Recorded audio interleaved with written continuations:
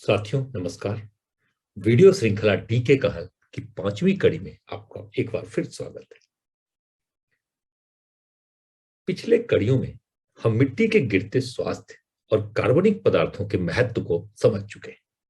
आइए हम अब आगे इसके प्रबंधन के बारे में चर्चा करते हैं।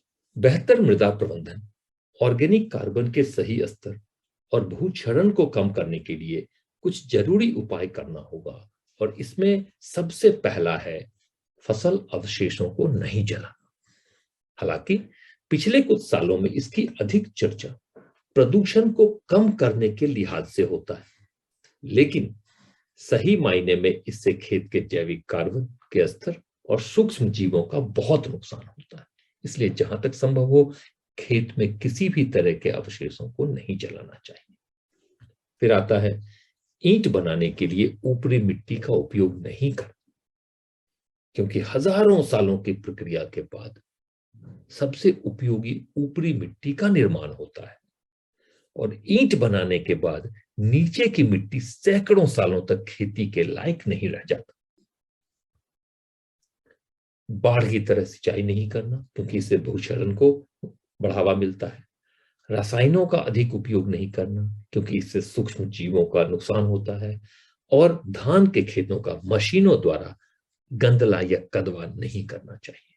ये कुछ ऐसे उपाय हैं जो मृदा प्रबंधन के लिए बहुत ही जरूरी है, जिसको नहीं करना चाहिए। एक बात हम सब जानते हैं कि बैंक में जमा रकम के अनुपात में ही बैंक से नकदी की निकासी संभव है।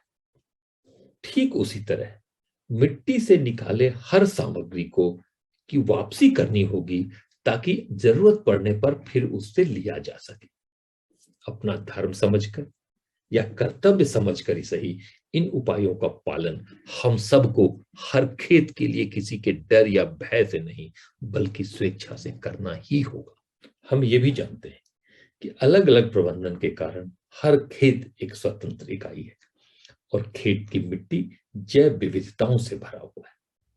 मृदा की जैव विविधता धरती की 77% कार्बन गतिविधियों को नियंत्रित करती है, और इसलिए मिट्टी के स्वास्थ्य के आधार पर मिट्टी की गुणवत्ता और खेतों की उर्वरता निर्धारित होती है। सफल फसल उत्पादन के लिए फसल अवशेषों का सफल पुनर्चक्रण कार्बनिक पदार्थ यानी ऑर्गेनिक कार्बन के सफल प्रबंधन की दिशा में पहला कदम है। और हां, इसी के द्वारा मिट्टी से प्राप्त अधिकतर पोषक तत्व, खनिजों ने सामग्री की वापसी को सुनिश्चित किया जा सकता है। लेकिन इसके लिए अवशेषों का तेजी से सड़न या अपघटन की जरूरत होती है, ताकि पोषक तत्व के चक्र को बनाए रखा जा सके। वर्तमान में प्राकृतिक रूप से यह प्रक्रिया काफी धीमे होता है, और इससे कई समस्याएं भी हो रही हैं।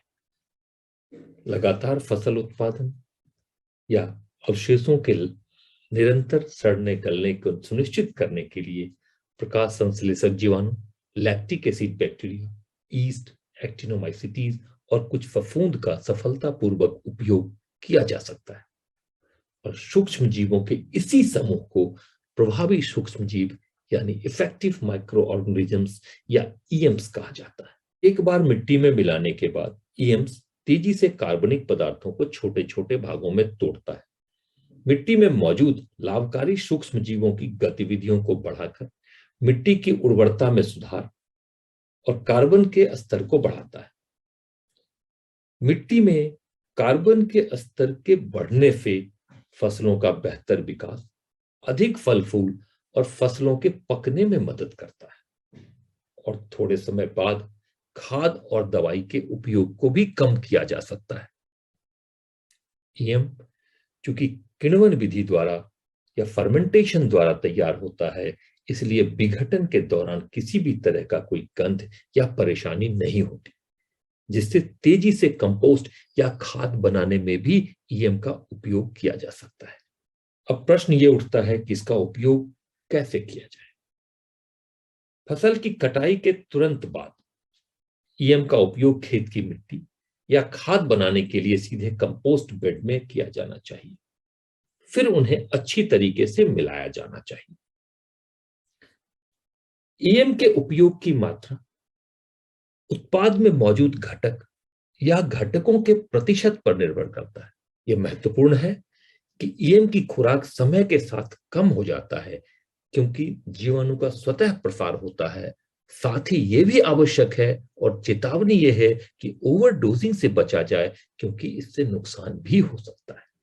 धन्यवाद। वीडियो को लाइक करें, चैनल को सब्सक्राइब करें और अपने दोस्तों से साझा करें। साथ ही अपने सुझाव भी दें ताकि आने वाले समय में हम नए विषयों को शामिल कर सकें।